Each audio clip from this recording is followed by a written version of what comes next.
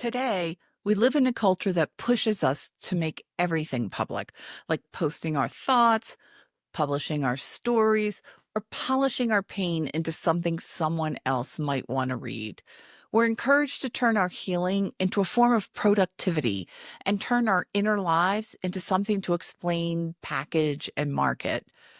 But not everything needs to be shared. Not every truth is meant for an audience. Sometimes the most honest writing we do is the writing no one will ever see.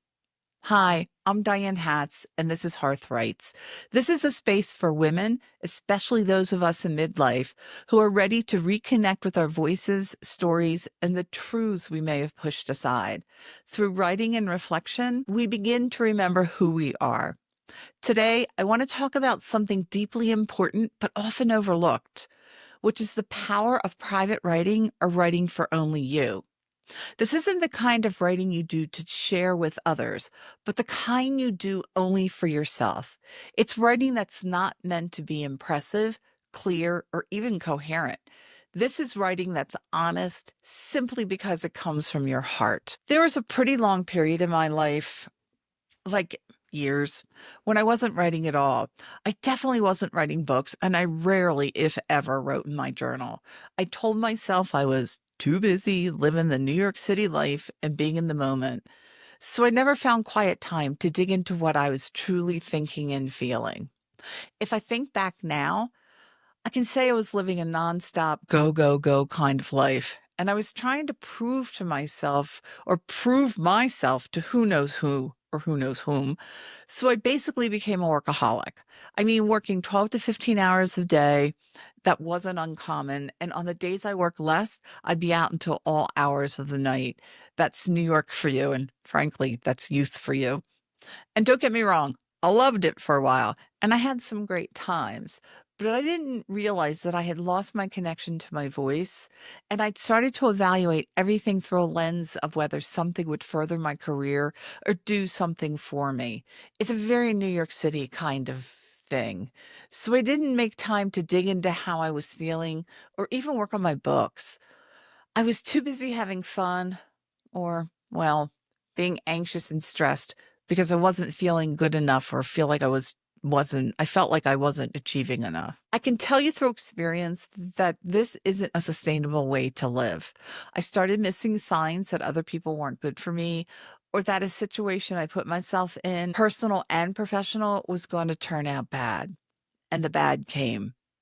This is a small example, but I was friends with someone. She was in dire straits and needed a few $1,000s for a couple of days. She promised me up and down she would pay me back by the end of the week. Well, it ended up taking, I think it was 3 years. Let's be generous. Might have been 5 years, but it ended up taking literally years of me hounding her with email after email after email. I finally got the money back, but I didn't need that kind of stress. I do believe if I'd been journaling and I had a routine with it and I was writing out what she was asking for and digging into myself, into my gut, into my intuition, seeing like how I felt or, how it sat with me, that I would have realized that she was a grifter. And I think she had just got tired of me hounding her. I don't know. I don't understand people who just act like they're due. They expect people to give and they don't feel any remorse for not giving back what is owed someone else. So that was a lesson in that I needed to spend more time focusing on my inner self. And it's taken me years to understand that journaling is more than putting words on a page. It's a way to help us figure out our feelings and understand where we really stand with things going on in our life. The writing for yourself is not about keeping things hidden. It's about getting something hidden in you out, even if it's only for yourself. Private writing is about creating a space where your truth doesn't need to be explained, reshaped, or made more digestible for someone else. It can be a space where you can speak a truth you've been too afraid to say, even to yourself. Acknowledging the reality of something is the first step to healing. Research at Columbia University Business School discovered the act of keeping a secret can contribute to feelings of isolation and loneliness, which is currently an epidemic in the US. In addition, keeping secrets can lead to feelings of shame, isolation, and anxiety. When I first started writing down deep, dark secrets, the ones you carry from when you're younger, it took a long time for me to get them out. It was harder than I ever thought, and I spent a lot of time staring at a blank page before I got the courage to be honest with myself about my past. So, as a side note, I just want to say that writing down something you've held inside you, especially for years, it can be triggering. So be gentle with yourself when you first start to do this. If you find yourself anxious or panicky or just you feel off, just stop. Just stop and take a break. Be really kind to your inner child and be kind to you, the adult. I found that it took a long time for me to start, but once I started and I got comfortable with it, the floodgates just opened. So we might think it's easier to keep things pushed down and to stay in denial, but all that emotion and trauma we hold within ourselves, it comes out in one way or another, like in how we treat others, how we treat ourselves, or in addictions or unhealthy behaviors. I mean, honestly, just look around at the world. There is a lot of unresolved trauma being shoved out onto other people. It took me until I was 35 and at rock bottom to start facing the truth about my life. I didn't know it at the time, but once I started getting the words out, my healing journey began. I eventually got the help I needed, and though I'm still a work in progress, who isn't? Life is so much better now that I'm unburdening myself. So, again, word of caution, if you have trauma, especially serious trauma, you really might want to consider having a therapist or a trusted friend there for you before you start revealing your truths on paper. And if you were gaslit or no one validated what you experienced, I strongly urge you to find a qualified professional. It will help you a lot. You don't want to trigger yourself and bring up anything you might not be ready for. Being gentle and loving to yourself is the most important thing. And listen, if you're not ready, fine. Write about Look out your window and what do you see? Write about that. I mean, that's perfectly fine because that gets you in the process of writing. That gets the connection between your hand and your brain and your creativity. So even though this kind of writing is something you'll keep private, it can bring up memories and feelings that can be challenging, as I said. So especially if you don't have someone to help ground you and keep you in the present. So I'm just going to say that one more time. If you want to explore writing for yourself, here are a few suggestions. Create your own space. So keep a notebook or a folder for your eyes only.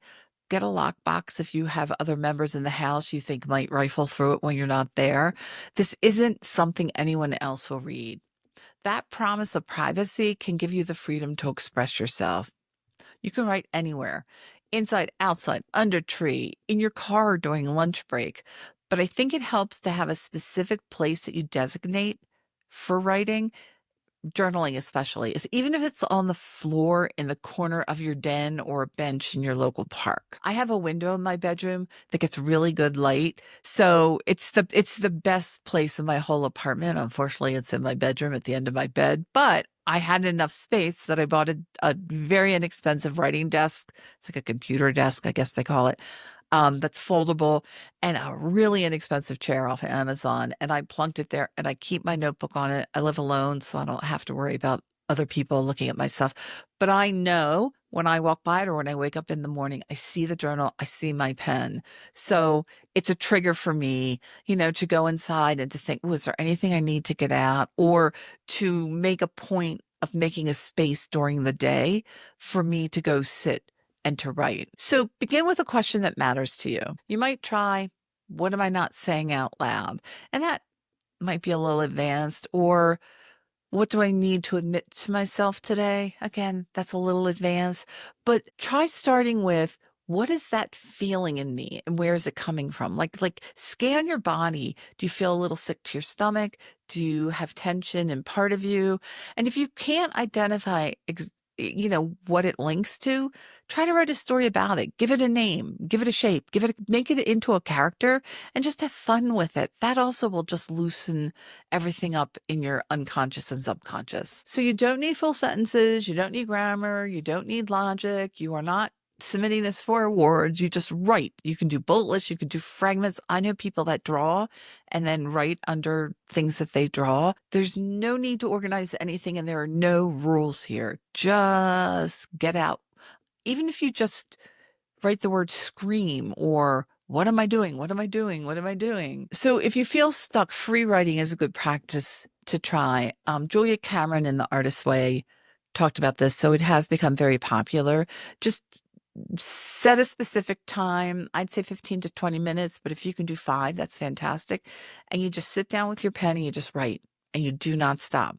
And if you can't think of what to say, you write, I can't think of what to say, or why am I doing this? You could just write why. It doesn't matter what it is. You just keep going. When I did it actively, I would set an alarm. And I would not, because then that way my brain knew that there is a stop time coming. But do what works for you. Free writing is a way to open your creativity, and it also helps unblock what you might be trying to say. So if you feel stuck, again, you can try repeating a phrase like, I'm afraid that.